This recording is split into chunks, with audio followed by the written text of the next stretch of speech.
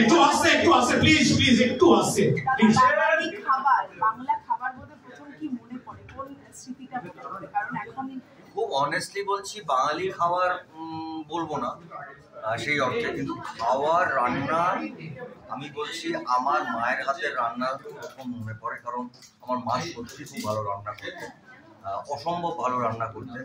আর মার যেটা বিউটি ছিল যে ভালো ভালো রান্না তো হতোই, মানে সেই সময় দাঁড়িয়ে আমার মনে আছে আমাদের বাড়িতে রেজালা এবং রয়্যালের চা এর যে রেসিপি যে বানায় সেটা কেউ জানে না।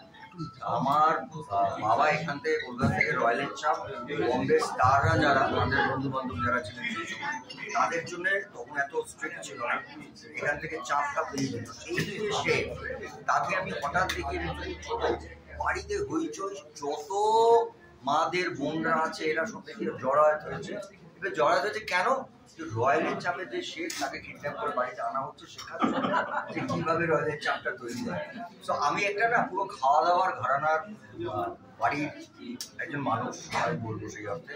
দাদা মশাই প্রচন্ড খাওয়া দাওয়ার ব্যাপার ছিল। আমার প্রতিদিন সকালে এবং রাত্রে 100 জন খেতে আমার দাদা মশাই বাড়ি, মানে কারা খাচ্ছেন কেউ জানে না, কিন্তু খাওয়া দাওয়া।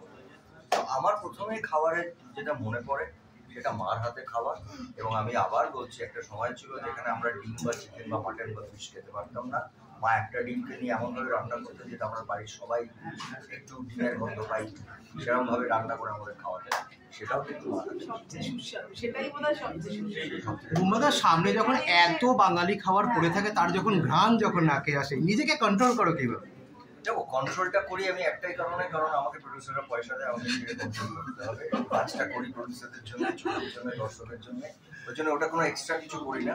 যে কোনো প্রফেশনে তার নিজস্ব কিছু দায়িত্ব থাকে, সেই দায়িত্ব থেকেই নিজেকে ঠিক রাখা। তবে এটাও ঠিক যে সামনে যদি বিশেষ করে আমার যেটা খুব প্রিয় খাবার সেটা থাকলে আমি ঘরের লোক সামলাতে পারি না। একটা তোমরা সবাই জানো সিঙ্গারা, আর হচ্ছে আলু পোস্ত ডাল ভাত। এইগুলোর আমি আর উচ্ছে মানে শুক্তো হচ্ছে যে কোনো একটা পুজোর ভোগ। হ্যাঁ, আর পুজোর ভোগ তো আমার তো বাঙালি খাবার আলাদা একটা গন্ধ আছে, কিন্তু এটা একটা বাঙালি খাবারটা না আমাদের কাছে ওই যেটা একটু আগে বলছিল, আমাদের কাছে ইমোশন, ওটার আলাদা জায়গা তৈরি করে দেয়। তো আমরা খুব গর্ববোধ করি।